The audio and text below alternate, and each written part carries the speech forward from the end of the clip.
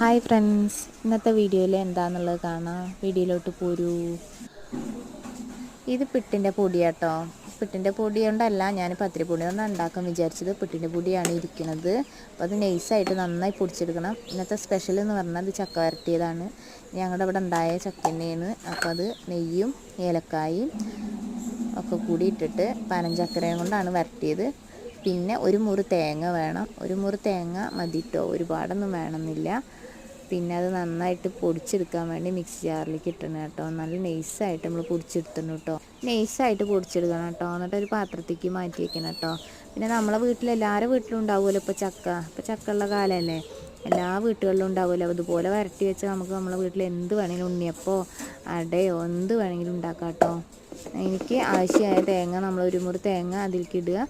പിന്നെ ചക്ക വരട്ടിയത്, നമുക്ക് ആവശ്യമുള്ള ചക്ക വരട്ടിയതും കൂടി അതിലേക്കിട്ടിട്ട് നല്ലപോലെ ഒരു ലേശം വെള്ളം പാർന്നിട്ട് നന്നായി ഇളക്കി യോജിപ്പിക്കുക. പിട്ടിൻ്റെ പൊടിയാവുകൊണ്ട് പ്രത്യേകിച്ച് ശ്രദ്ധിക്കണം. ഒരുപാട് വെള്ളം കുടിക്കും.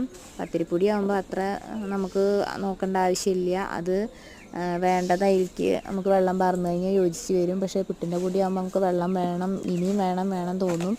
അപ്പോൾ നമ്മൾ ആവശ്യമുള്ളത് പാർന്ന് വെള്ളം കുറേ കഴിയുമ്പോൾ മാറ്റി വെച്ച് കഴിഞ്ഞാലും അത് വെള്ളം കുടിച്ചിട്ടുണ്ടാവും. അപ്പോൾ അതിനൊരു കട്ടി വരും. നമ്മൾ പത്തിരിപ്പൊടി ആകുമ്പോൾ അത്ര സോഫ്റ്റ് ആവുകയല്ലേ ചെയ്യുക. പിട്ടിന് പൊടി അത്ര കൊണ്ട് ഡ്രൈ ആയിട്ട് കൊണ്ട് വരും. അപ്പോൾ നമുക്കത് വേണ്ട വെള്ളം പാർന്ന് നമ്മൾ പരത്തുന്ന സമയത്ത് ഒന്നും കൂടി വേണമെങ്കിൽ ഒന്ന് സോഫ്റ്റ് ആക്കാൻ നമ്മൾ ലേശം വെള്ളം പാർന്നിട്ട് വേണ്ടി വരും കുഴച്ചെടുക്കാൻ കേട്ടോ. കുഴച്ച് മാറ്റി വെക്കുക കേട്ടോ. എന്നിട്ട് നല്ല വാഴേൻ്റെ ഇല നല്ല കഴുകിയതിന് ശേഷം ചെറിയ കഷ്ണാക്കിയിട്ട് നമ്മളതിൽ ഈ ചക്കയുടെ മിക്സ് നമ്മൾ ഇതുപോലെ പരത്തുക.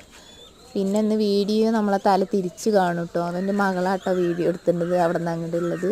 അപ്പോൾ ഇഡ്ഡലി ചെമ്പൊക്കെ തല തിരിച്ചിരിക്കുന്നുണ്ടാവും. അപ്പം അത് വീഡിയോയിൽ ഇങ്ങനെ ഇട്ട് കാണുക. അതുകൊണ്ടാണ് മകളാണ് വീഡിയോ എടുക്കുന്നത്. എന്നിട്ട് അത് നമ്മൾ അടുപ്പത്ത് വെച്ചാൽ അതിലേക്ക് നമ്മൾ ഓരോന്നോരോന്നായിട്ട് ഇട്ട് കൊടുക്കുക കേട്ടോ. എന്നിട്ട് അതിലൊന്ന് ആയണ്ണു. അത് ഞാൻ നോക്കി നോക്കട്ടെ എങ്ങനെയുണ്ട് എന്നുള്ളത്. നമുക്ക് നോക്കാം.